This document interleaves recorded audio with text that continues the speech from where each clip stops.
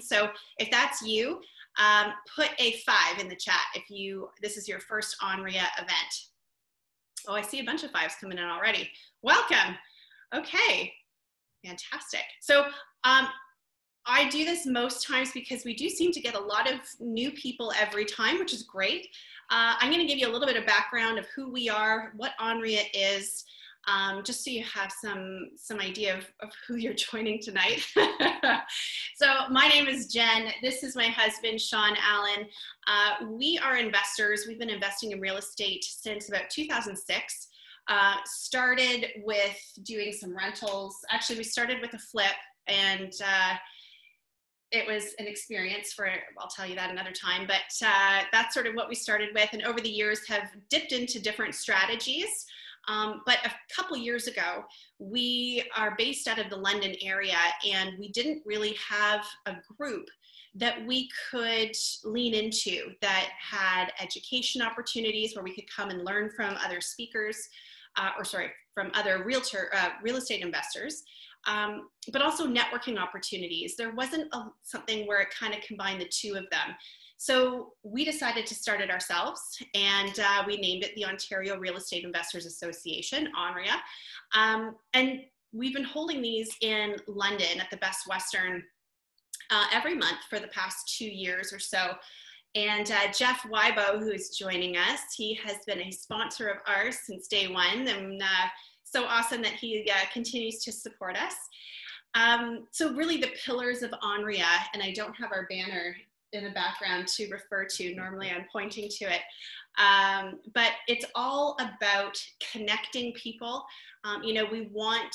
This isn't just us talking. We really want you to connect with others because real estate is a relationship business. So the more you can bring to the table, come in with the mindset of serving, how can I help others rather than who is out there that can help me? We really have tried to foster that kind of environment, and of course, educating people. We don't this isn't like run to the back of the room and buy whoever's stuff is selling or whoever's speaking. We really try and bring in investors who are out there, they're actively working in the field so that they can just share their knowledge. And the third aspect of ONREIA is encouraging you to take action. You can go to all the seminars that you want and do all the networking you want, but if another month rolls by and you still haven't put in an offer or closed on a deal, you're not going to get anywhere. So we really, encourage you to take action, take what you learned tonight and apply it like tomorrow. That's what we are really encouraging everyone to do that comes out to ONREIA. And we're hoping by September we can be back live again in London. But in the meantime, we wanted to keep these events going via Zoom. So we are super grateful to have Kayvon Kay joining us because otherwise we would not get to hear from him if we were holding. I was just going to say, I'm happy you went to Zoom because I wouldn't have been able to join you in London. So. That's right. We are super excited. And Kayvon, I was telling them a little bit, I'm not sure if you were on the Zoom call yet, but telling them how we're kind of connected, but didn't realize it until we were in LA and saw you at Carolyn Soldo's event. And so funny what a small world it is. But yeah. Anyhow, tonight's sort of how we're going to format this. We're going to do more of an interview style, right, Kayvon? Like kind of a back and forth. It's very relaxed tonight, guys. Like if you have questions for Kayvon, put them in the chat. If you, have something that you're really struggling with, this is your opportunity to ask someone who has been in the sales world and closing high ticket deals for years. So take advantage of this opportunity. And Kayvon, I think you're okay with that, right? Oh, absolutely. And you'll see me go off, and I'll go on risks for you as well. But what I can do too is I could start off and just kind of give you my philosophy of what's happening right now, especially with COVID, what we're seeing, the philosophy of phone sales, because it sounds like not many, like this is new for you guys. Like it sounds like doing this type of transaction over the phone is new. So I'd love to talk to you about how you can possibly set those calls up properly, how to show up to those calls, how to have the mindset of what I call of a closer, right? So there's a huge difference between a salesperson and a closer. So if you don't know that, we'll go talk about that a little bit.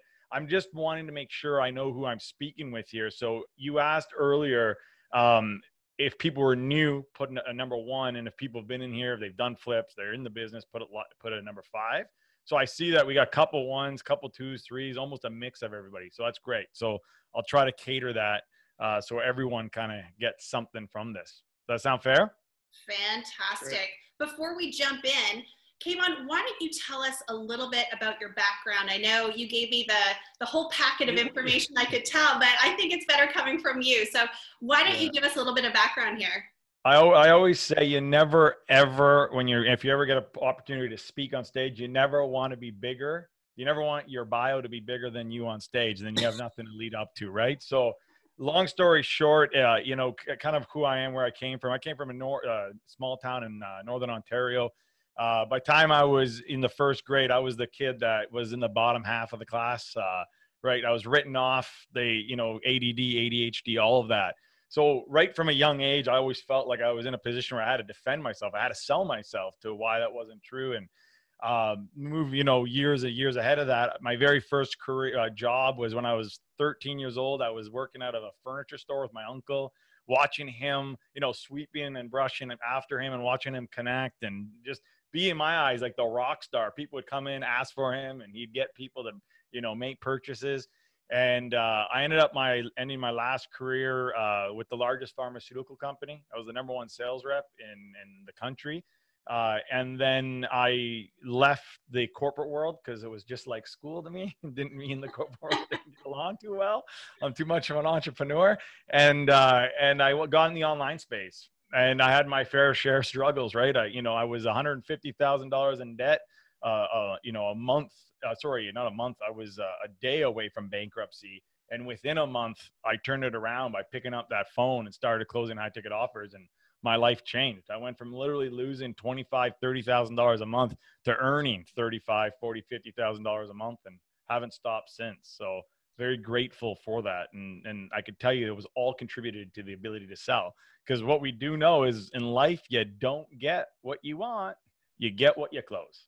Fact, right? And people sometimes confuse that. And they confuse sales, right, with closing. Now, this world's inundated with salespeople, right? So when I think about salespeople, I think of the used car salesperson, right? The sleazy, typical salesy salesperson who's just like, it's features and benefits and selling how great they are, justifying.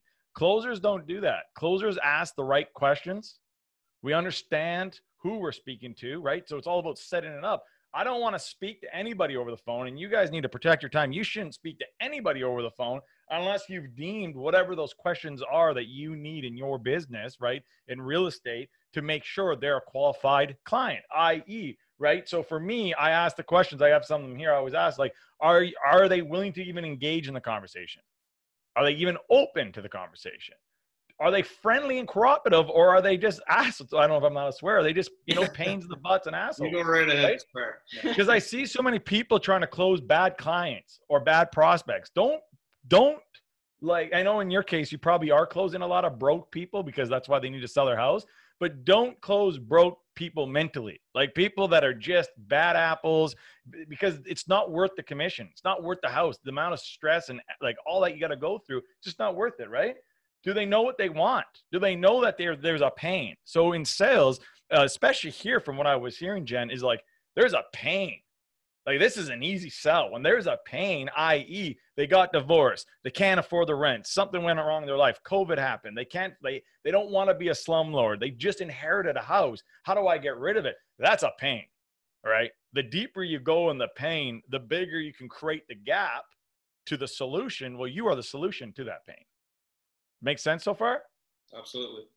So the other question is, do they know what they want? So let's just use an example. It's like, I just inherited my parents' house. Do I know I want to sell this house? Yeah. Okay. Well, I'm a qualified buyer. If I'm someone who's thinking of humming and hawing, I don't know. Am I that qualified? No. Maybe send me off to literature or send me off somewhere where I can educate myself on why, in your case, why I don't want to keep the house, right? Why it's not a good investment, right? Yeah. The thing is here is there's so many, I know you have so many different examples of what can happen in the real estate, but I just laugh a little bit because it all leads to it's all the same pain. People can't afford the house. They don't want the headache. They don't want the house. Some people think owning a house is scary. Like they just actually think it's straight out scary. So think about fear, right? We know fear sells. So what's the fear of someone who's not comfortable with owning a house? The bills, the roof falling apart, the doors, whatever, the windows having to be, God forbid, the landlord, the tenants renting out these units. You speak to that with them and make them feel, right, what a nightmare that is. They'll be giving you the house. You don't even have to ask for it. They'll be begging you to buy it from them. So Kayvon, you just mentioned a point, and I want you to go back to it because I think it's super important, and it's something that I think a lot of people skip by, is how they feel. Yeah. Oh yeah. It's one thing to closers, but how they are feeling. Maybe go a little bit more into that point because I feel like we're not salespeople. People don't buy, and again, understand, like when I talk about, I'm going to have a lot of philosophies tonight. There's a lot of tactics, a lot of strategies. So just understand the difference between them, right? So philosophy is this: people don't buy, they don't buy products, they don't buy services, they buy emotions. People buy an emotion. They don't buy on logic. Right? At the end of the day, most people are buying a better version of themselves. That's pretty deep in psychology, but that's what they're buying. In this case, they're selling a pain away, right? They're selling an emotion away. So if you try to go to these people, some of these people, right, and you try to sell it just purely on logic, it's not, you can do good. You can maybe do okay. You'd be like a salesperson. But when you actually go to the 3 levels of pain, that's, I think, what you're alluding to, Jen, is the 3 levels of pain. So in order for a close to happen, in order for a sale to really happen, you got to go into the 3 levels of pain. The first level pain is what we call is surface level pain, right? So that surface level pain is shit, I just inherited this house, or shit, I can't afford the bills, or whatever. Another example. Give me another example, Jen, of what happens of what we sell. What would be another example, Tenants, bad tenants. My tenants are. I wanted to get in the business. I did this for a couple months. I realized my tenants are driving me crazy. It's not worth it. I want out. That's surface level. So most salespeople will sit there and talk about that, right? You can't connect with them on that. Everyone's talking. Everyone's doing this on this level. Deeper level, which we call as a financial pain. Well, in this case, as a result of keeping this house, as a result of the tenants busting down the walls, how is that affecting your income? How does that affect your bottom line? Where else is that, hurting your business financially?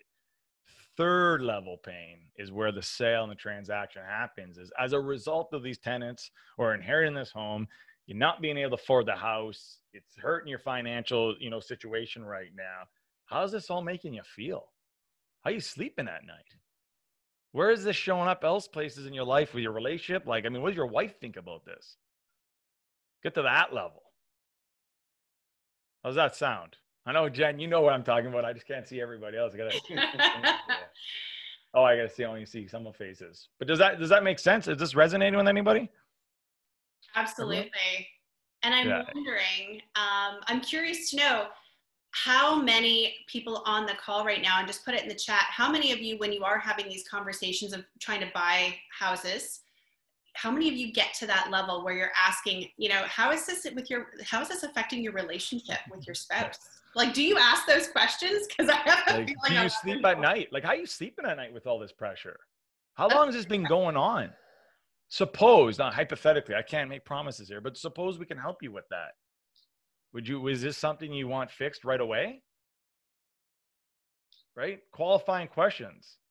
Because listen, even if asking the awkward questions, I love that, Vince, thanks for, putting your hand up and agree. Yeah, it is awkward if you make it awkward. So let's go back now to the mindset. I'm going to be all over the place, unfortunately, because we're just kind of free. Yeah, this is what we got to go back to the mindset of what a high ticket closer is. Now, I'll tell you guys this, and I'm sure a lot of you know this, but for those who don't, everything you want in your life, everything you get is a direct reflection of what's going on the inside. If the sale's happening or not, it's literally of how you feel about it. Do you think it's a good deal? Do you think you're taking their money or you're offering them an opportunity? Are you thinking yourself, I would never do this deal? If any of that stuff is happening inside, it doesn't matter how good you think you are. It doesn't matter the words you're saying. It doesn't matter the tonality that's coming out. It doesn't matter about the energy. Doesn't matter even about the price. They will feel that and there will be no sale. So if it's awkward for you, it's going to be awkward for them. It is your job when you get to this level, Vince, is not to feel awkward. It's actually your job is to connect with them and hold space. Hold space long enough for them, which starts with you. If you're not connected with yourself, I'm not saying this to you, Vince, I'm just saying to anybody here. If you're not connected to your dream, to your dreams, let's say it, to what you represent, to what cape you're wearing, to who and how you want to show up, if you're not connected to that, you'll never be able to connect to them on a deep level. And yes, it will sound sleazy or it'll sound awkward. But when you know you're asking these questions because you authentically, number one, care, you want to learn and connect with them at a deep level, because you know when you do, it allows for the sales process to actually work easier. Why? Because you're going to eliminate objections. You're going to eliminate resistance. People are going to buy from you if they know, like, and trust you. They can't trust you if you don't trust yourself. They can't trust you if you don't have a solid foundation within. So it all starts with the person you see in the mirror. And then we work from there. Yes? Yes, yes? Absolutely. That's awesome. So asking those questions, yes, Vince or anyone who's wondering if it's awkward, you're not going to come out of the gate and just start asking, how's this affecting your wife? What about your kids? How are you paying the bills? No, we're not, right? You work your way into it. You do the qualifying questions. You figure out what their problem is. Okay, when did you inherit the house? When did these problems start happening? How long have they been happening for? Did you ever think that these problems would happen? What happened? Someone, death in the family. You got to have empathy. Oh my God, I can't imagine what your family, see what's going on, tonality here, just by the way. I can't imagine what your family's going through. I mean, we deal with this every day, and every day I feel when someone loses a family member, I feel it, because my job is to make sure that I help you through this transition financially, your assets, and I go through it, and I can't imagine what your family's going through. Is everyone okay? Is this going to be a good time for you to talk? Right? Empathize with them. Yeah, it's a good time to talk. Okay, so tell me about the house. Is this the family home? Is this the home you grew up in? Because that's a huge one, man. So your parents just died, and now you have the house you grew up in, and you want them to sell it? Are you kidding me? There's so much ammo. I just love the idea of it. Because you're going to talk about them. What are the fond memories you have? Blah, blah, blah. Tell them straight. It's going to be very hard for you to let go of this house, isn't it? What if we can make it easier for you? What if we can help you through this transition? But would that be something you're interested in? Is that something you want? If we could, right? This is the bridge in the gap. Remember I said, find the pain, so go to the deepest pain, right? Like ask them, okay, so what do you do financially? How many kids do you have? Talk about them.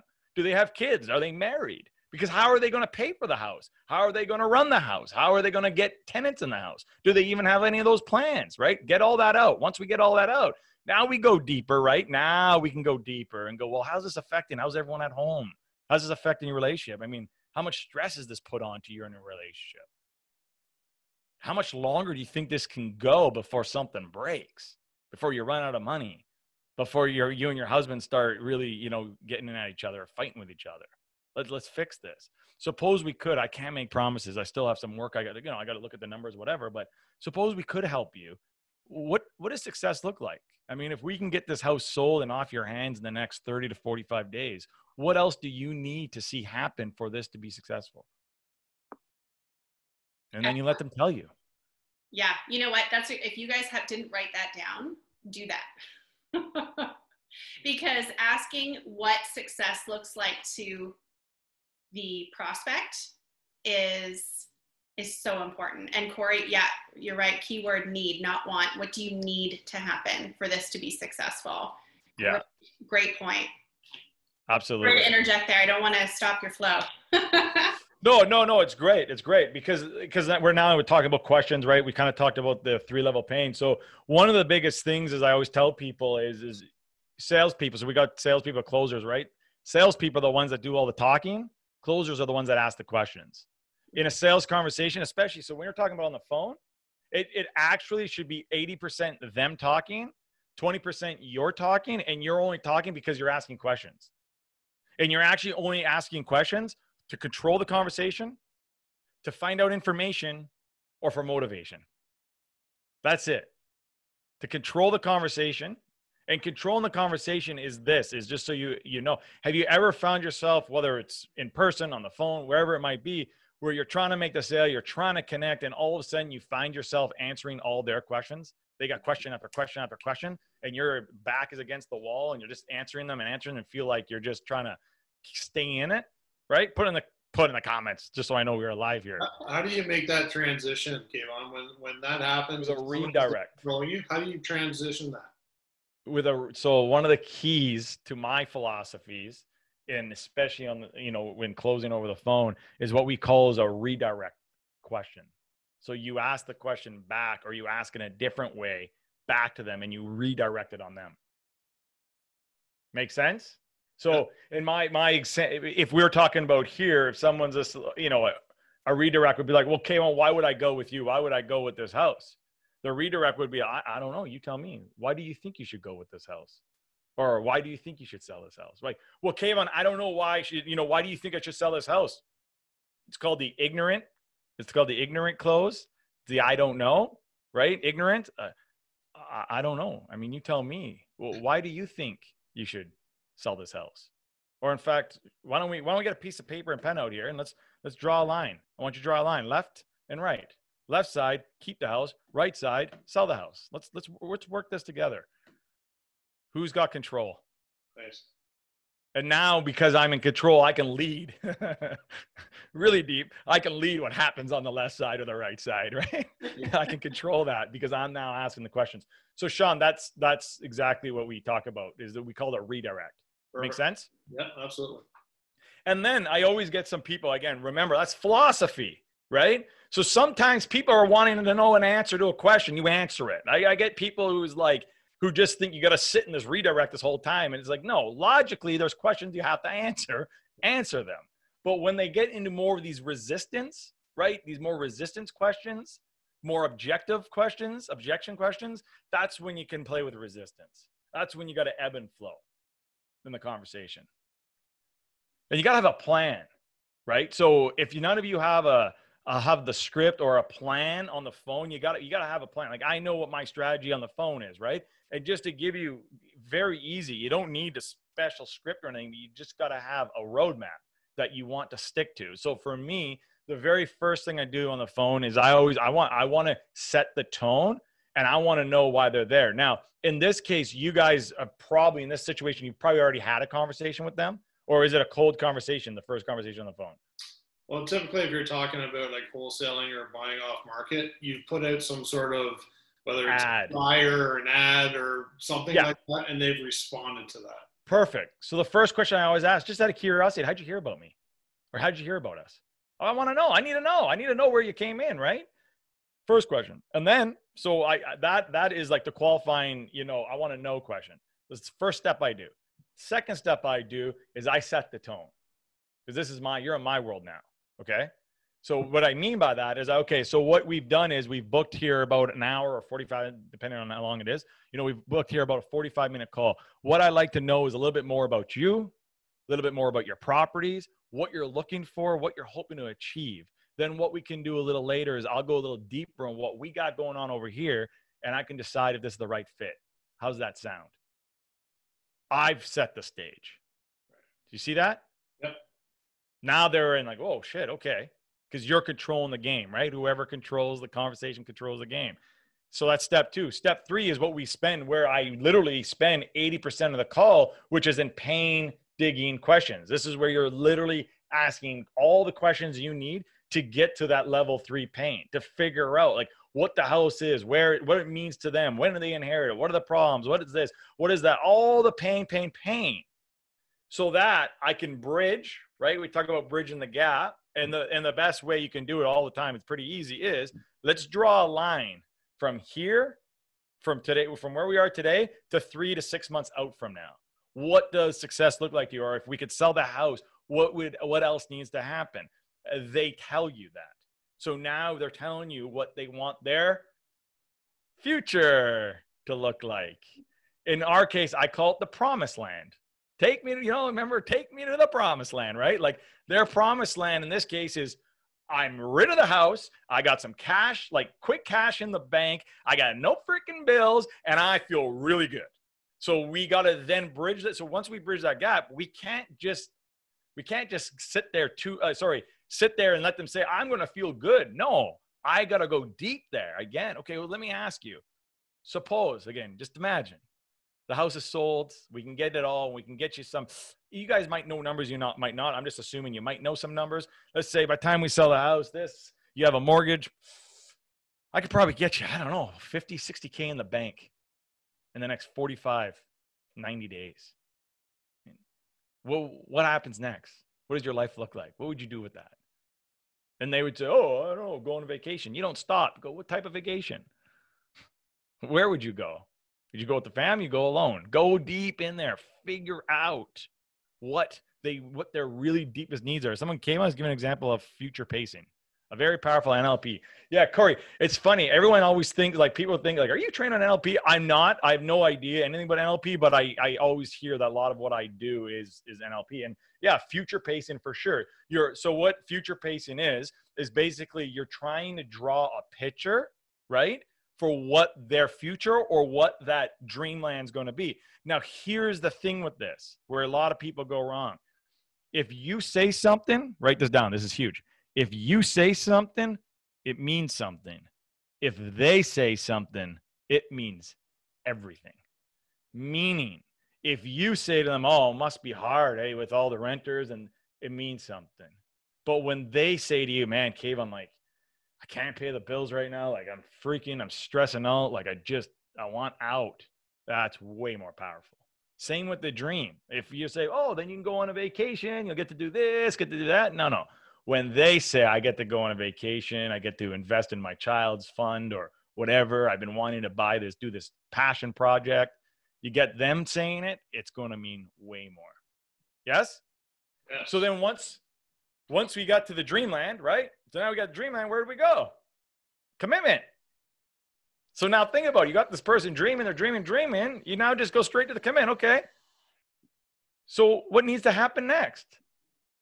Where would you like to go from here? I never ask for the sale, by the way. I never ask for the sale. I always, if you do it properly, they will feed off your palm and want you to do it for them. So when I get to the end and I got the dream and I go, okay, so where should we go from here? Or what should happen next? And they should be saying, well, I want to move forward. Okay, great. And then you go through your typical whatever happens after that. Now, in my case, if you have to present to them, right? So let's just say in this case, you're having more of that presentation conversation where maybe you're showing them what you do instead of ready to actually move forward with them. All you would then do is you would tie it back to the beginning. Remember when I said we'd go a little deeper? You literally would say, okay, well, remember when I said we would go a little deeper of what we got going on over here? Well, it seems like this is the right fit. Based on what you've told me, give it back to them so they know you're listening, right? Based on what you told me, this are some of your main priorities. These are your main wants, needs. What we can do is X. And as a result of, and then you just go through. So what we do is, and you got to go through your value stack. Now, again, this is different because people aren't buying a product here. They're selling their homes, right? So price isn't even an issue yet, right? We're buying a service.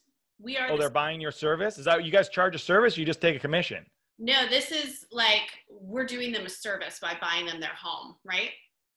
Yeah, but do they pay you for the service? No, right? You just take a commission on the home. Yeah, right? No, so what we're doing is, we're talking, there's a bunch of different strategies, but in general, if we're talking about buying a house for a flip or buying a house for, say, a wholesale, we're buying the house from them. It's probably distressed or they're distressed. We're just buying it at a price that's below market value. Yeah. Sorry. So you're selling. Okay. So you're selling the house. Okay. So would you on that call talk about the price right away, or would you have to do some due diligence, obviously? Typically, we'd be making some sort of offer. Perfect. Okay. So then this is important then. Because if you mention price too early or too late, it's over. So what you don't want to do, and what I mean by that, if you mention it right at the beginning, it's over. You haven't connected with them. All they think is price, blah, blah, blah. If you mention it too late, so we wait till the very end, well, then you have nowhere to go. conversation's near coming to an end, you're kind of put your back against the wall. So where you want to offer, what I always done, this is just so you know, tested and proven, is right after we got their dreams, all that is all set up, I then said, okay, well, this looks like this is a great fit. So what I'd like to do is take you a little deeper of what we got going on over here. But before we do that, I just need to know one thing. Are you committed to selling this home in the next 30, 60, 90 days max? Yes or no? Because if they say no, why are you on the phone with them, number one? And why would you offer them something if they're not ready to go? Unless your sales cycles are longer. I'm assuming you guys want the house sold 30, 60, 90 days. Like, you don't want to be sitting on something for 12 months. I could be wrong. I don't know your industry. These people are typically distressed, so they have an immediate need to sell. Exactly. So I'm just saying, again, you figure out the timeline, but I'm saying before we get deeper, I need to make sure, are you committed to making this happen in the next 30 days? Yes or no? Because they're going to say, obviously, yes, I am. Now, you know, the commitment's there. They like you, they trust you, the commitment's there. So anything else after that, if there's an objection or resistance, it's all going to be purely price, which we need to handle, right? So then once they say, yeah, I'm committed. Okay, well, first off, working with me and what it sounds like in your home, I could probably buy your home for X dollars. And when you say it, no emotion. You don't go high, you don't go low. So I'm not dealing with, like, you know, high ticket is different. We're talking about online courses. You guys are talking about $450,000 homes, 500, you know, $1.2 million homes, right? But when no matter what, say if it's a 7, what I can do from everything I'm seeing, and I wouldn't be giving total numbers, but like just from what I'm hearing, seeing the market, done the due diligence, I can watch what I do here. This is acting, okay? I can do the house for about $750. And here's exactly what you're going to get. And then you go through your ladder. You're going to get, right? I'm going to come in. I'm going to do this, da-da-da, da-da-da, da-da-da, da-da-da, da-da-da, da-da. So they sit in on the 750 now, and it's a kind of the price shock. But now you're going through your value. You're kind of going through those features, kind of maybe those little benefits of what you kind of offer. And then you tie it right up at the end. I just want you to imagine you decided to work with me and we were to move forward. What happens? Like, what does your life look like now that we sold the house? You kind of go back a little bit back to now that you've worked with me, you've chosen to work with me. We've now kicked ass and sold your house in 30 days. What else happens? How excited are you going to be? And then right from there, now you have them. You just offer, where should we go from here? What should happen next? And yeah, traditionally, you're probably going to get some objections, right? You're going to, oh, that's a lot, or that's below market value. You never go to justifying. You never go to justifying. But, no, you go, yeah, I agree. It's a little bit below market value. Not really though, right? Not really, but maybe it's a little bit below value. But you just told me you wanted to sell this house in 30 days.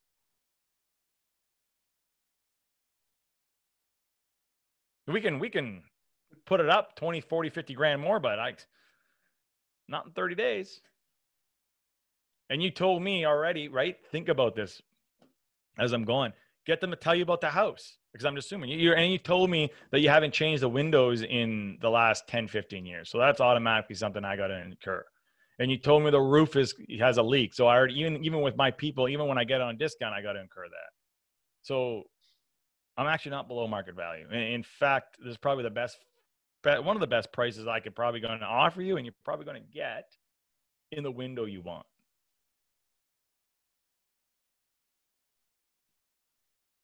Yeah. Silence. Love it. No, you guys so? Yeah. This is actually an interview where we need an acquisitions person, so you got the job. You're good. Yeah. So I just want like some things just to think about too. Like, so if you ever hear like, oh, well, this sounds good, or, you know, your price is too high, let me think about it, or can you send me your proposal? If you hear any of those things in like any of those resistance objections, the chances are you've lost control of the sale. You lost control of the sale somewhere along the sales process, and you might sometimes have to go. You might have to go right back to the beginning, back to their needs, and you might have to go through all that process again until you can find, like, to the point where they're almost in. I hate to say this, like, they're almost in tears because they want out of this house so bad. Because the idea of letting go of this home and selling it to you, even though it's below market value, the idea of time, because that's what they're dealing with right now is time. You guys are because you guys can snatch these quickly, right? Yeah. Because that's, again, I use a coach sometimes, a coach sales approach, where I said, well, listen, we can either do this with money or we can do this with time. Meaning we can sell the house right now for the $750, or I can offer, or you can try to sell this in the market for $850, $900, but that's going to take a lot of your time. And I know the one thing in life we can never get back is time. The one thing we can always make is more money.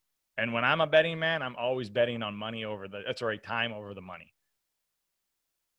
Right? Yep. So make them realize that that time that they want for that extra $50K is not worth their headache. It's not worth their hassle. It's not worth dealing with a real estate agent, dealing with, sleazy real estate agent who's going to come in and tell you that you got to invest. Here's something. Why would you want to deal with a sleazy, I wouldn't say sleazy, but the problem with dealing with agents these days is they come in. It's not even the commission I get, but it's the cost they ask you to incur before you even have to sell the house. You got to clean this. You got to fix up this. You got to rent the furniture this. You got to take the pictures here. They put so much effort and time, and you're just trying to sell the asset, yet you got to put more things into the thing you don't want.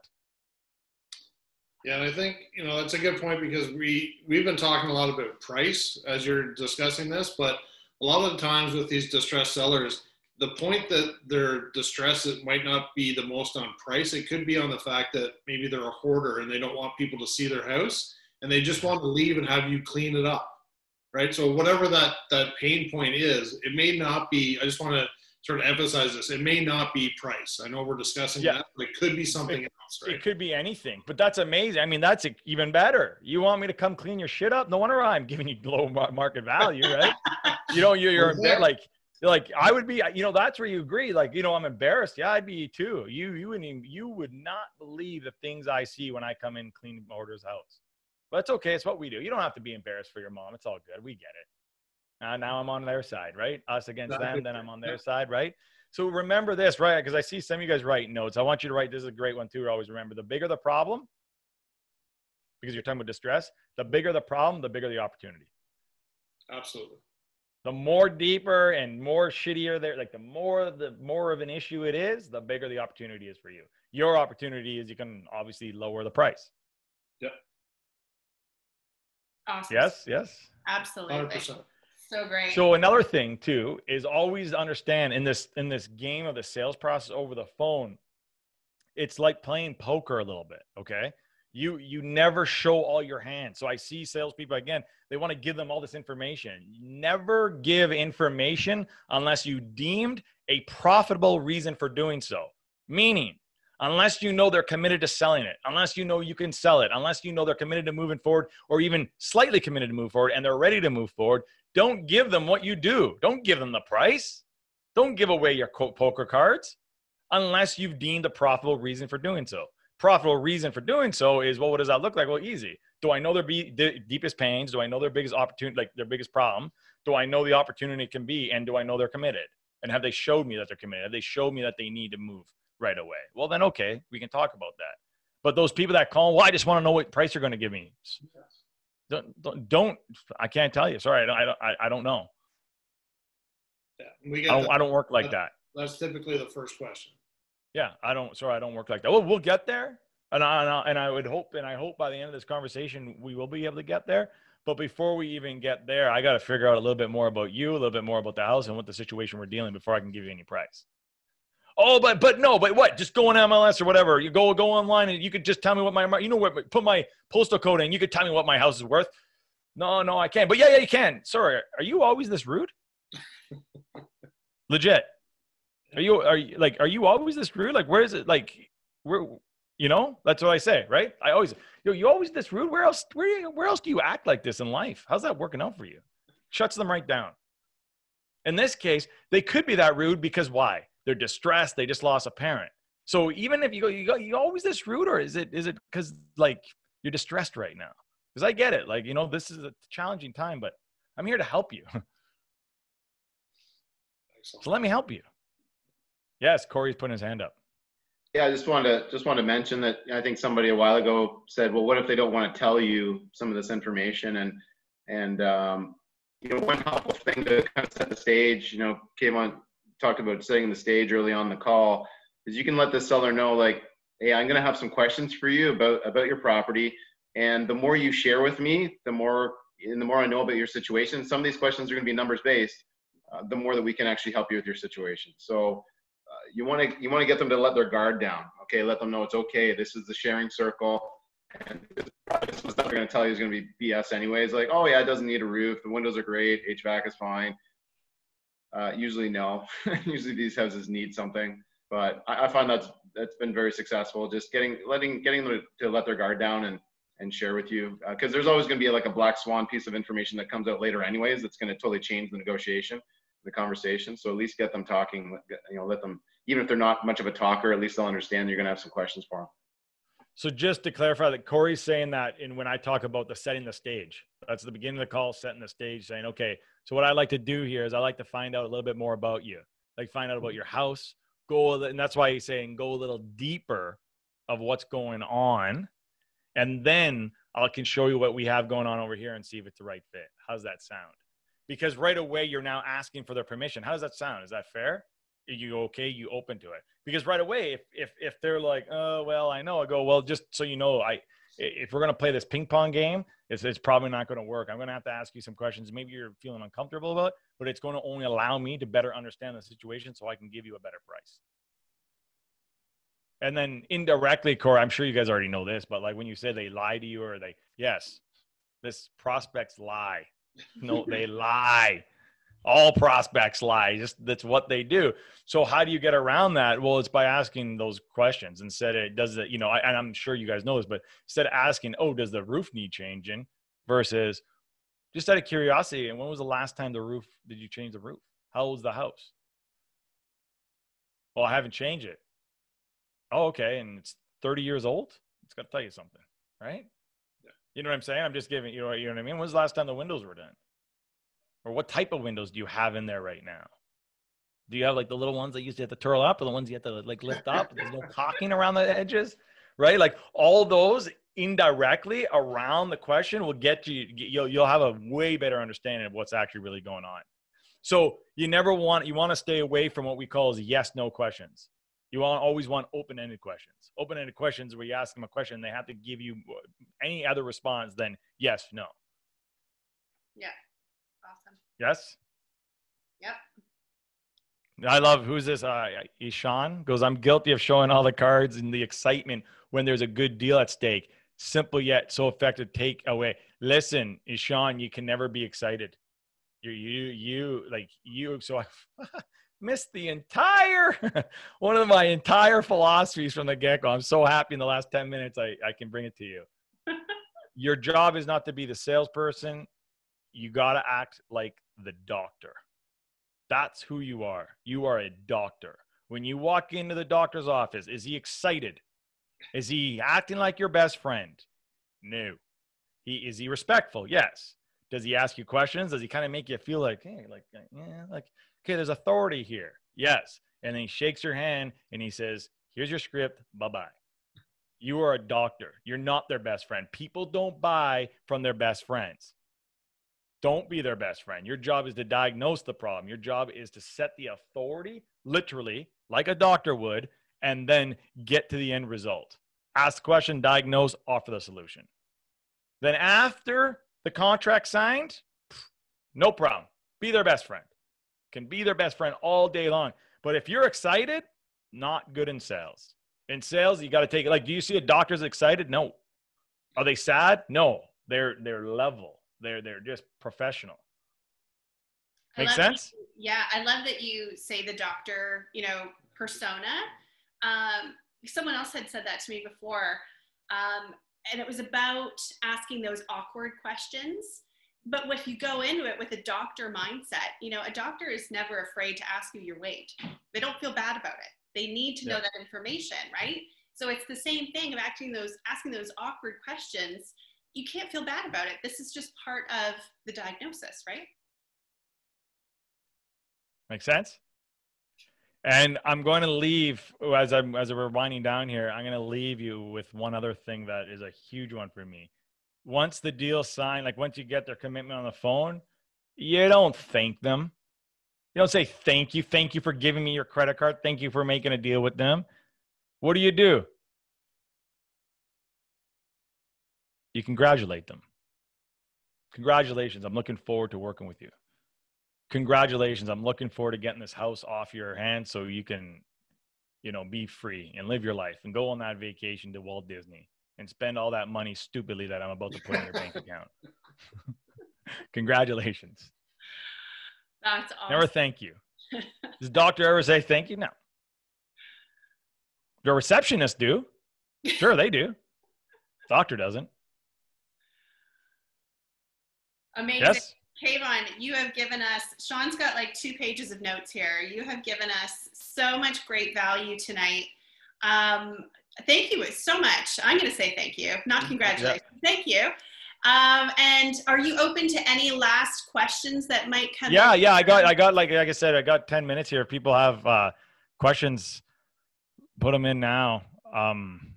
Perfect. I know one question that I have for you is, I know that you do some training with for closing. Yeah.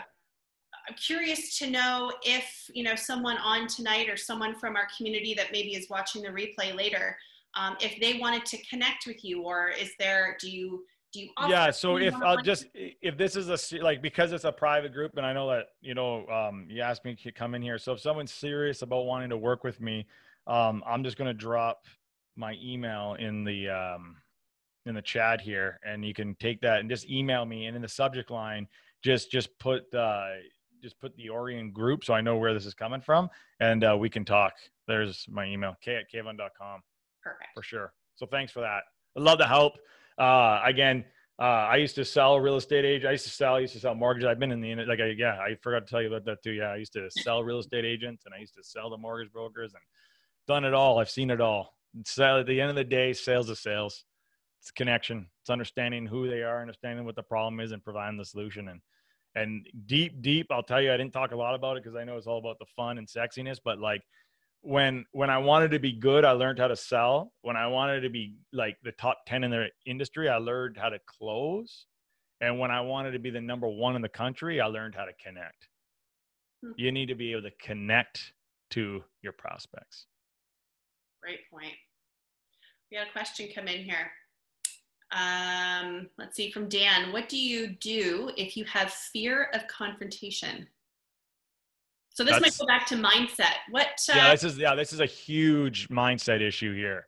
I'm not sure. It's a mindset, right? But there's also this internal belief. What confrontation are you talking about? Why are you assuming confrontation's happening? Right. If your intention is to get on the call and not sell them or grind them down, but to help them, to get them out of the problem they're in. People don't buy their way into something. They buy their way out of something. In this case, people are not selling their homes into something. They're selling their homes to get out of something. Yep. And if your sole intention connection to yourself and to them is, I want to help you. I know I have the goods to help you. I know I can get you out of this problem. Where does confrontation come? So I would just, it's definitely a mindset. It's definitely an internal thing you have, which I don't have the answer for because I'm not a psychologist, but it's something I would ask yourself. The deeper question I ask yourself is, why did I even ask that question? Why did I feel confrontation even came up? Because that's the deep lying problem, more of an issue. Make sense?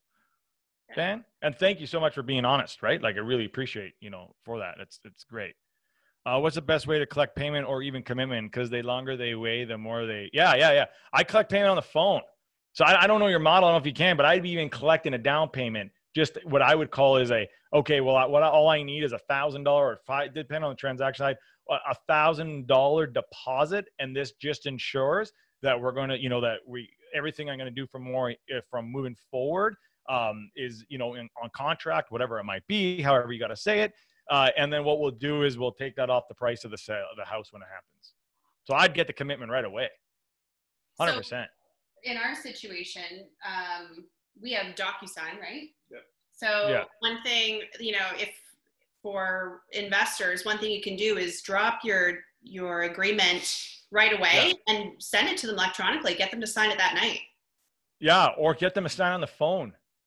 Well, yeah. I get them signed. Hey, listen, because if you're using something like DocuSign, or using something like, and again, this is assuming it's a generic, it's a generic contract. If it's not a generic contract where you're just not changing price, you got to change everything. Obviously, you can't do it. But what you can do is you can send them a generic contract in the beginning, and it's just saying it's just a condition to working with you. So it's not the actual contract. It's just could just be like a like kind of the fake contract, just to psychology get the commitment. So you can say, listen, I'm just sent, and don't call it a contract. Contracts are ugly. People don't like contracts. You fucking law. Call them agreements. I'm just going to send you a simple agreement. I've already actually just sent it to you. You have your phone? Cool. Open it up. Great. All it's saying is this. This is more to protect you. I always say this is more to protect you than to protect me. Meaning the house is yours currently, how you own the house, and until the transaction happens, until it all comes into my name, you are the power of attorney, We're going to work together. Simply sign that. Great. In the meantime, later on tonight, tomorrow, you'll see another agreement from me, which is actually going to state more of what we talked about on the phone. Get that commitment. Awesome. Is there any reason I need to know why you can't get that signed tonight or tomorrow? Fantastic. I think that was what. I can't see any of the questions. Just wonder if there was any. No. Did we lose? Oh, wait. Question? Yeah. So Vince has asked the best way. I use Stripe, but yeah, if you're going to take payment, I just use Stripe. Order page, payment. This is our standard agreement. Yeah. Okay. Great. Anything else? Perfect. I think that's it. Jug had asked a question. How do you find these distressed clients? Jug, we're going to talk about that after Kayvon heads out. We'll continue the conversation, and we're going to talk about where you're struggling or what questions you have when it comes specifically to wholesaling, finding properties, that sort of thing. But if there's no other questions, Kayvon, I just want to say thank you once again. This was fantastic. Really appreciate your time and you sharing your knowledge tonight. Thank you so much for having me. I hope, like I said, if all you got is one nugget that you can use, it's going to make you an extra sale. I'm happy. I truly am happy about that. And again, if you need anything, I still left my email there, k@kayvon.com. Be happy to help you as well. Awesome. So thanks, Sean. Thanks, Jen. Thanks so much. Thank you. We'll see you. Yeah, enjoy the rest of your evening on the West Coast there. I will. Thank you. All right, everyone else, we're going to stay on and continue talking. So sorry, I've lost the questions here or the comment. Corey, did you ask something? I saw it scroll by, but then I can't find it now. I was just going to say maybe Sean could give an example because, when you mentioned like that doctor, cool, calm, collected, I've heard Sean talk and stuff on the phone, and, maybe you can just, show Sean, the group, how you talk to them, motivated sell in the first 30 seconds. Like you gotta let them know, like, hey, I'm a real estate investor. When I buy these things, I'm not the one swinging the hammers. Like we do this for profit and et cetera, right? So I thought maybe these guys could see like a real life example for a couple seconds. Yeah, no problem. Basically, when I first get on a conversation, like you said, I want to be really transparent and I tell them exactly what it is that we do. Right, because a lot of times when they're on the phone call with you and they're calling a company or a person that's doing this type of thing, their back is already up, right? So because they think they're being scammed or it's something that it's not. But so I typically like to start with, this is who we are. This is what we do, right? We're here to help people out of stressful situations and give you an opportunity to sell your house at a fair price. And I'm very upfront with it, saying this is a business. This is my business. I do make a profit from this. So when we do give you an offer, please keep in mind that there is some, amount of money that needs to be made in this for me to make it worth my while. Right? So, I may stress that a little bit more or less or reframe it a little bit differently, but that's basically what I say up front. And then we get into how can I help you? What's going on? Tell me your story, right? If I can get someone to tell me their story, instead of just a quick, question about, well, tell me about your house. How old is it? How is this? Tell me your story. most people will ramble on and give you all kinds of information that you would never get just from a direct question, right? Now, if they don't, if they're not the story type and they're very sort of stand backish, then you can start with the directed questions, but I really like to open it up and see if they'll tell me everything right off the hop. And a lot of times they go so long and deep into what's going on that you don't even want to know half the information, right? It's crazy, but that's kind of how I frame it. How about you, Corey? Why don't you share us, because how do you approach these calls, or do you do anything differently that you find works well for you? Yeah, very, very similar, guys. And I think in the beginning, everybody's going to be a little bit intimidated. So you got to practice this sort of stuff, and just remember, like, what's my intent? What's my outcome? And it's to work with motivated sellers, and hopefully everybody on this call. I know maybe not everybody in the real estate world or the realtor world, is warm and fuzzy about what we do. But again, these are typically properties that don't really show well, or the sellers, have had a bad experience with the realtor. They don't want to sign the lawn. They don't want a lot of people coming through their homes. They want discretion, right? So I think being very transparent is very important. And it's also important. So as Sean was being transparent, he was also almost disqualifying certain people, and that's okay too. And you'll find out really early on if they're just like, well, I was just hoping to save the real estate commissions, and that's a very popular response. If after maybe not even that many minutes, if that's the sense you're getting, feel free to say, hey, I've got a great realtor, and I can actually refer you to them. If you're starting to pick up on some of those 6 Ds that I mentioned earlier in the chat, they're not going to have too many options, and usually the clock is ticking. And one of the big things that we can provide is not even closing in 30 days, but 10 days, 15 days. So would that help your situation? Absolutely. Fantastic. I'm going to open it up for questions to see if yeah, got any. I'm just going to put it on gallery view here. Okay. So we've got maybe about half an hour left. I wanted to keep things really kind of relaxed tonight and have more of a discussion for this last little bit. So feel free to unmute yourself only when you're talking, just so that we don't get a lot of background noise. But feel free to, this is your opportunity that we're going to use more like a networking session. So if you have a want or a need, or you have run into something in your business that you'd like to reach out. What's that? Something that you might be struggling with. Yeah, something you might be struggling with, and you want to ask the group. We're here to help each other. So now's your opportunity. So just feel free to unmute yourself. Hopefully we don't have too many people running in at the same time. Hi there. Can you guys hear me? Yeah. Hey, Rams. Perfect. So this is my first time actually. I got here through Jeff Ivo's story. I'm actually a part of Cashflow Tribe, and also I did a project mayhem with him recently. So I know Dan, I know Sean Allen, and I know Corey McKinnon, and just like seeing all these idols for me is such a big thing. I never thought that I would just be in a room with a guy who actually owns a water park. Right. It's just, it's a big celebrity. And this webinar for me was actually a big thing because I'm going tomorrow. I'm a wholesaler. I'm focusing in Guelph and Kitchener-Waterloo area.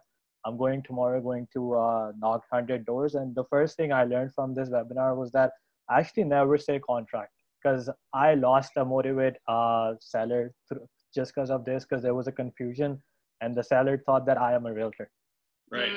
Just because I said the word contract, right? So that's the biggest thing I learned today, is that never say a contract, always mention that it's an agreement. And I'm just so fortunate, and I'm so lucky to be in this room. Just I just want to keep that out, and you guys are doing a great job. So just keep doing it, and thank you so much for everything. Well, thanks for joining us. Yeah, so glad you could make it tonight, and thanks for mentioning that. Jug, I don't know if he's still on, but he had asked. It's up there at the top. Oh yeah, there you are. You had asked a question earlier about where you find distressed properties. So Sean, maybe you can go through some of the strategies that we use to locate distressed properties and have those conversations. Yeah, so when you're looking for these types of properties, basically you're looking for 2 things, or both of them: a distressed person or distressed properties, right? Or it can be both at the same time. So there's free ways to do it, and then there's ways that cost money. Basically, when you're talking about free ways, it's like Ramus was saying, he's going to go knock on doors, right? To knock on doors, you can deliver flyers that you've done. What else is free? You can mention network. let people know in your own circle that you're buying houses that need some work. And that you pay for referrals, right? So that's key. Use your and then network. If you get into some more sophisticated stuff where you're actually paying for marketing, so you can do pay-per-click, you can do SEO, you can do Facebook ads, you can pay for bandit signs, all the traditional type marketing sort of things. And it's you're targeting people, just like Kayvon was saying, that have pain points, right? So you want to put that in the marketing material. Like, we buy fast, or cash fast, or something like that, right? Where people need to get out of a stressful situation quickly. Or, you might talk about, you don't need to do any repairs or anything of that nature, right? So that's how you're going to find, you have to target those people. And again, it's a very small percentage of the population that needs our services. But when they do, they're usually pretty dire, right? So they're very fast acting. Yeah, I guess, Sean, to be quite candid here, I've had quite a number of deals come to me from the agents or from the banks directly that are under distress. Yep. Quite often people don't want people to know that they're under distress. For sure. And the banks, and I've got connections with the banks that actually call me and said, look, this person, they want to connect with you. And I quite often have closed a number of deals from the bank. I've never gone directly to the people. Well, that's good. Right? And that's another way. If you can make that connection, so that's networking with those people that can bring that to you, right? And that's perfect. You could even niche down for those who are looking to sort of for a more advanced strategy, perhaps. If you are looking to do things like mailers, things like ads, you can niche down even more. And instead of being broad and saying, we buy fast or that sort of thing, we buy student rentals. We buy, niche it right down to speak to their specific pain point, so that when they come across your ad, if that connects with them, they're like, whoa, this person's speaking directly to me. And that's a key in your marketing, right? You want them to feel like you are speaking directly to them, you understand them, and that you are the right person to be talking to. Yeah. Absolutely. Does that help? No, that's great. And then just sort of, I don't want to hog the conversation here, but it brings it back to the other point that I had, is what I'm starting to see is a lot of people are getting into more trouble because they can't get rid of the tenants. They're not getting the payments. They're getting put under distress. And what I'm thinking is, if you buy this distressed property per se, what's the best strategy to get somebody out? Because you can't evict anybody at this day and age right now. Yeah, that's certainly, that's a tough one. There are strategies like cash for keys, that sort of thing that you can do. But yeah, that's COVID has made things extremely difficult, especially it's complicated the tenant landlord relationship. But I don't know. I don't know really what the answer is. There are some strategies. Maybe there's some other landlords on here that could chime in. But I know we utilize cash for keys mostly. That's about it. Anybody else have any input on that? Dan, Corey? I think Dan's trying to figure out how to use his computer. Dan's figuring that out. Again, it's all how you position it, right? Like, I mean, people talk about cash for keys, but man, if you've never done cash for keys before, you're going to go and, the negotiation's not going to typically go that well. So again, always be mindful of like, what is my outcome? Like, what do you want to happen, come out of the situation, and role play in your head and practice it on paper. And it always helps to, have a firm posture when you start these kinds of conversations. Just go, look, whenever I buy like an income property, I don't let them know I'm the owner. I just say, look, I'm the new property manager. I'm representing the owner. Yeah. Which is never false, because lots of times I'm buying a corporation and I'm just a part of that structure and picture. And just let them know, like, so we're we're going to be doing changes to this property, and we're going to give you notice on all these different things, but it's going to be loud, it's going to be noisy, it's going to be dusty. There will be power shutoffs, there will be water shutoffs, all these different things, and you may or may not want to be a part of that. And on the other hand, you have to act in the owner's best interest to renovate the property as well. So we have some options here that you might want to talk about, but I just want to introduce myself. That introduce yourself that you're a good cop. You're relaying the message from a different source too. So some people might just want to be straight up and say, "I'm the owner. This is just the." Corey, you're a little garbled. Can you push your thing in more? Your mic or? Oh, sorry about that. It could also be my internet connection too. It's a little bit slow. That's much better. Yeah. Yeah, so a lot of it is confidence, right? It's about being that doctor and making sure that people understand where you're coming from and that you have a job to do with this property. They can either be part of the new program, and hey, we don't mind doing some extra things, but that's going to cost a little bit more. Or if you don't, you can always exit stage right, and we have some options for you. So if you want to find out about something, let them come to you, right? So like I was saying, like you want to be the flame, and moths are always going to be attracted to the flame. But don't go chasing a dog because the dog's going to run away, right? Let them come to you. Let them come to you for the conversation. If you are going to go to cash release, have all the conversations same day with all the tenants, so they can't strategize against you or anything like that as well. That's it. Very good. Yeah. Anybody else have a question, concern, some issues they want to discuss? We have a lot of shy people here with no face being shown here. Yeah, feel free to put your video on. Hey, how do you get on this thing? Can everybody hear me? Oh, there's Dan. We can hear you, Dan. I just don't know how to work this thing. I think well, I would try to, on the same topic we're talking about there, I would try to convince the seller to get rid of the tenants. I do my best to try to convince them to do that. And if they don't want to get rid of the tenant, then obviously that's a big deal for them. That's a big pain for them. And then I'm going to use that to my advantage to get a way better deal. That's my philosophy with that. I try to convince them, and once you get them to sign that, then it's great, because once the deal is signed and they've agreed to get rid of the tenant, even if you have to postpone a week, 2 weeks, a month, 2 months, whatever it takes to get rid of that tenant, it's not your responsibility anymore, and it's not costing you any money until that thing closes. So I try to do everything possible to get the seller to agree to get rid of the tenant. And that's my 2 cents. Excellent. Thanks, Dan. Glad you figured it out, Dan.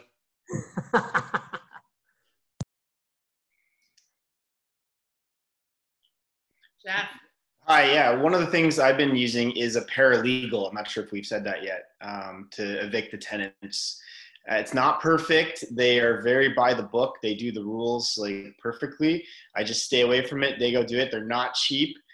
They phone you and tell you how good they did today, and then they charge you money about that phone call, and you're like, okay, thanks.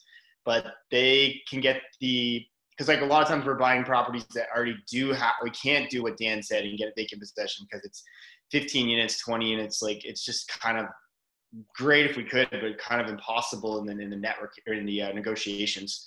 So just stick the paralegal on it, have my property manager stay away from that topic of discussion, because it's just going to oh, I don't know, talk to the paralegal to tell the tenants. And then like that, somebody said, like go in, I think it was Corey, blitz them on that one day, just so that they can't all talk and nobody's like, you got $4,000, I got $5,000. Oh, I signed the N11 for $3,500. What, you got 6? Like, and we just get all the N11 signed, and we've been pretty successful. We've cleaned out maybe like 50% of buildings within the first 4 months of like large multi. So excellent. Awesome. And I'm having a beer. Sorry. Cheers. We got a question. Gord says, fantastic experience. He's been working the 9 to 5 while listening and missed some parts. Will the recording be available? Great question. Yes. We have a YouTube channel now, ONREIA YouTube channel. So, surprise, Jeff. Better not get more subscribers than me. I know. Sean said, yeah, he's not aware. But the recording for this meeting, as well as all the Zoom meetings that we've had so far, they're on our YouTube channel. So you can go there and check it out. And I will put Kayvon's info if you're looking for it. But he's got a Facebook group as well that you can join. I'm pretty sure it's open to anyone. I'll put maybe the link to the group somewhere. I'll put it in, I don't know, I'll email it out. How about that? If you're on our ONREIA email list, I will include some details about Kayvon and how to connect with him. If you're not on our ONREIA email list, then just some emails or messages. Yeah, message me or email me, jen@onrea.com, and I will get you added to our email list so that you don't miss out any future meetings. So while we're on the topic of future meetings, we do take the summers off when it comes to ONREIA. So July and August, we hope you guys have a great summer, do lots of deals, and we are planning to come back in September. So hang on a sec, I will pull up my calendar. And if you have your phone on you, pull it out. I do this every month, right? Take it to September. And do I have it in the calendar here? Yeah. We haven't booked it yet. We have booked it though. I just don't have it written down. No, I'll be sending out an email with the date in September. Actually, I'll send probably all the fall dates out shortly. We are not sure if we're going to be live in London or if we are continuing to do these Zoom meetings. But we will be back in September and looking forward to continuing these conversations, bringing in some more awesome speakers and that sort of thing. What time are we at here? There's a question here from Mike Green to me. Looking for a realtor in London? Well, you got a great one here who specializes in multifamily and investment properties. So get a hold of Jeff Weibel for that. I would encourage you to do that. And renovators contacts, if you message me on social media, on Instagram or on Facebook, just Sean Allen, I'll get back to you. About renovators and stuff like that. Oh, so, perfect.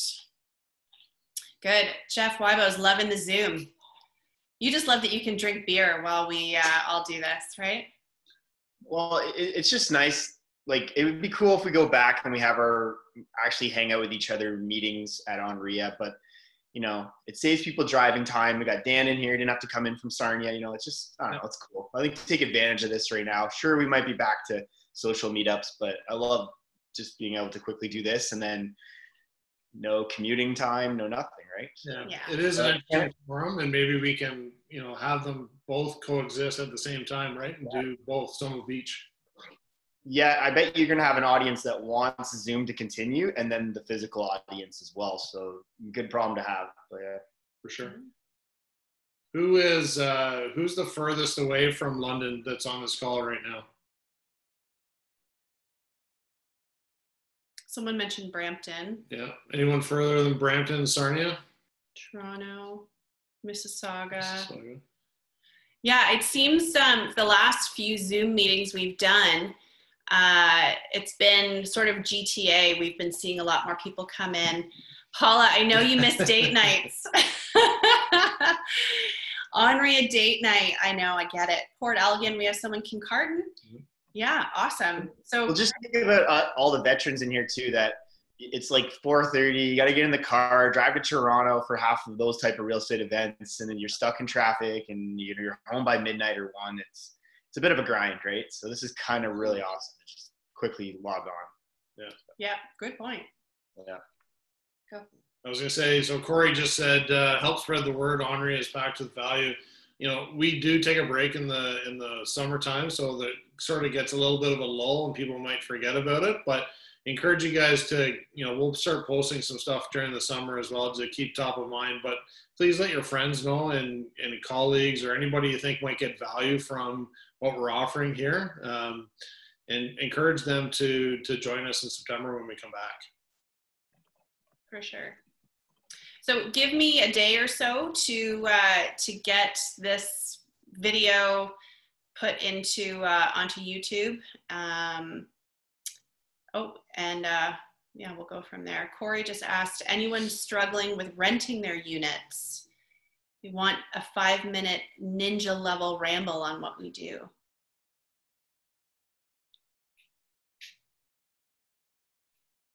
Dave, I was, but problem solved last month. Well, why don't you go ahead? It might be something that would be helpful, Corey. Yeah, we'll end off with that, Corey. If you want to do a quick 5-minute ramble, just you make sure that your speaker, you're kind of breaking up quite a bit last time you were speaking. Yeah. Sure. How's it sound right now? Is this okay? Yep, that's good. Cool. So I'll try to give you guys some tips here on how to make sure that your units are full right now. Like, it obviously takes more effort these days to make sure your units are full. Like, on the times where we can just post an ad and things pop like popcorn, right? You're breaking up again, Corey. Awesome. Do they have the internet in Sarnia? Well, believe it or not, I moved my office into one of my Airbnbs, and the line coming in here is terrible, unfortunately. So we've had Coach go here 3 times. I'll see if I can log on my phone.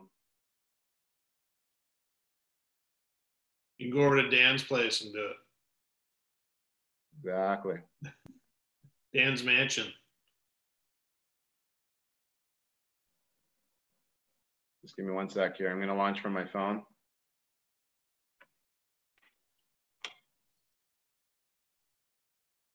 A little bit of feedback. Yep. Here we go. Dan will have to figure out how to get Corey on the Wi-Fi. Oh, Dan, we're having some fun with you tonight. Okay, Corey. All right, is this a little bit better? You may have to turn your computer off, though. We're getting a lot of feedback. Is he the host, though? Okay. Oh, okay. There we go. So I think we're switched back to being the host. Will that work now for you? He might be logging on. Does that work there, guys? Hello, hello? Yeah. There he is. Yeah, I got my video going.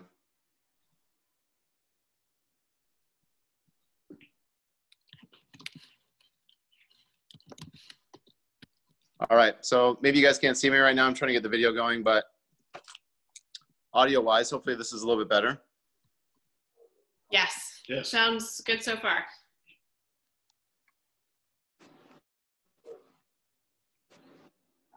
How's the audio, guys? Is this any better? Yeah, much better, Corey. Go ahead. Cool. All right. So maybe No people video, can't see me, though. but We can't yeah, see. I'm trying to get that going here. Just Okay. bear with me.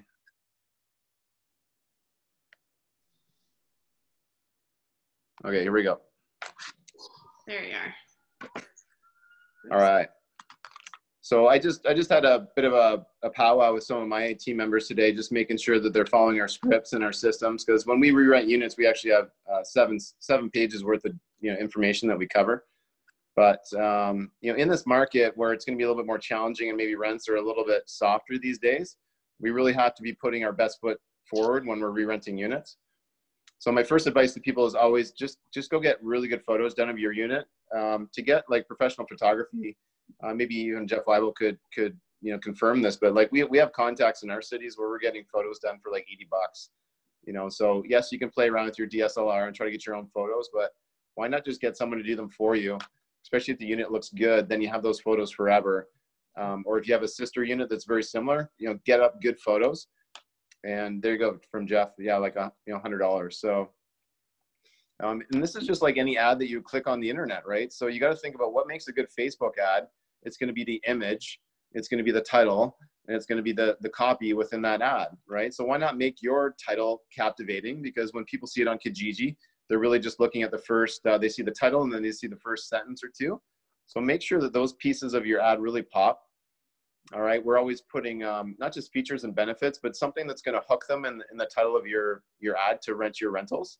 So whether you're offering an incentive or something like that, make sure that that's in the title.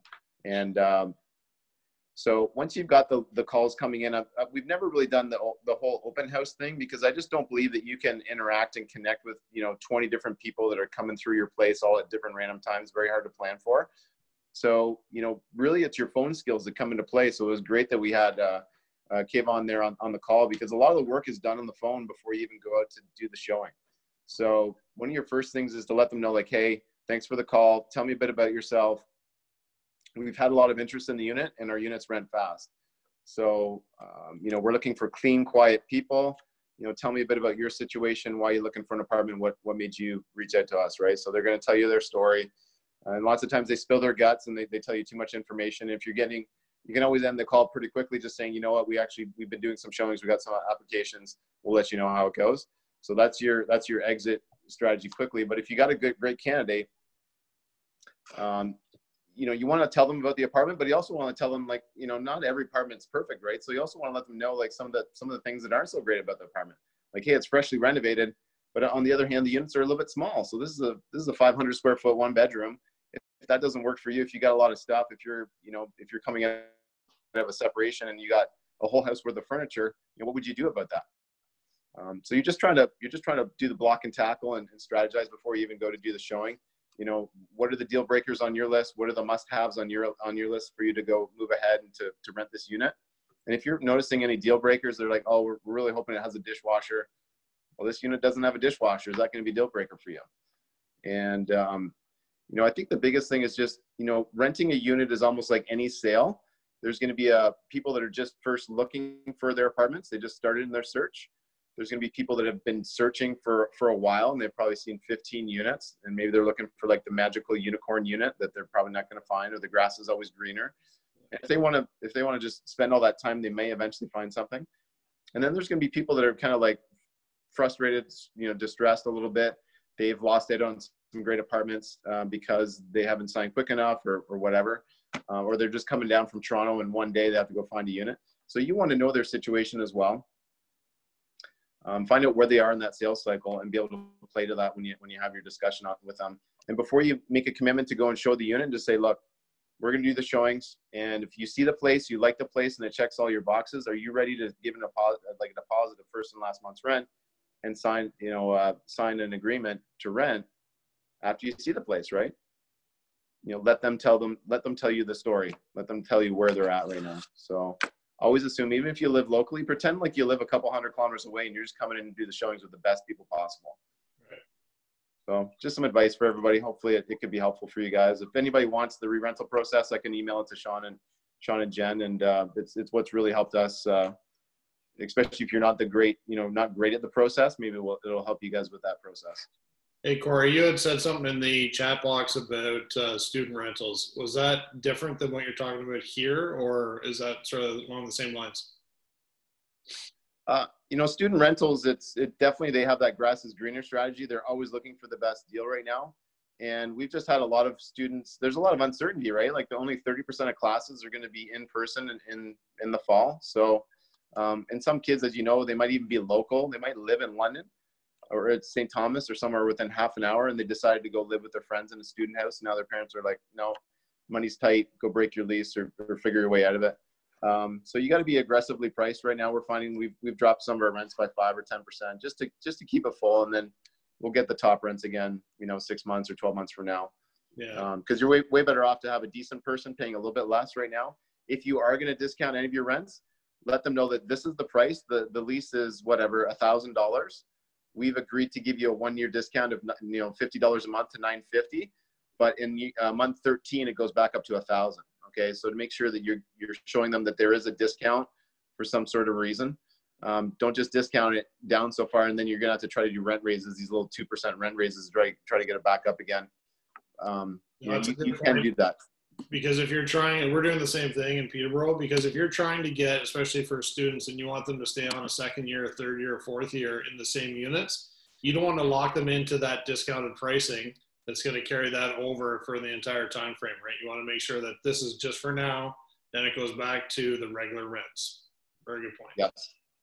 Yes, very important. And ask me and Sean how we know this, because we've tried to do those deals. Oh yeah, these people will be gone in a year. No, they stick around for like 3-4 years, and it sucks.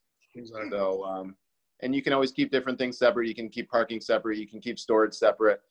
All those different things. So. Commissioner. Yeah. Cool. Okay. Good. I think so. Great meeting, guys. Really proud that everybody showed up last minute to go get some gold nuggets. Yeah, my apologies. I took some notes here too. I mean, normally, for those of you who this is their first meeting, normally I give you lots of notice that we have a meeting coming up. We had some technical issues, so you will have more notice next time. And yeah, the next event is in September. Usually it's a Wednesday or Thursday. So I will put something out probably mid-August. I'll give you a good month's notice when the next event is. Thank you guys so much for coming out. I hope you got a lot of value out of this evening. And if you have any particular topic or a speaker that you've heard somewhere else or you've seen on YouTube or something and you would like to have them to come speak at ONREIA, I'm always open to hearing, you know, who you want to hear from and what you want to hear about. So email me, message me. We do these meetings for you guys. You know, this is the whole thing. We want to make sure that we're bringing information to you that you want to hear. So please let me know. And otherwise, thanks for coming out. Yep. Thank you, everybody. Appreciate you being on the call this month. Have an awesome summer, and hopefully we can connect at some point. All right. Take care, guys. Thank you very much.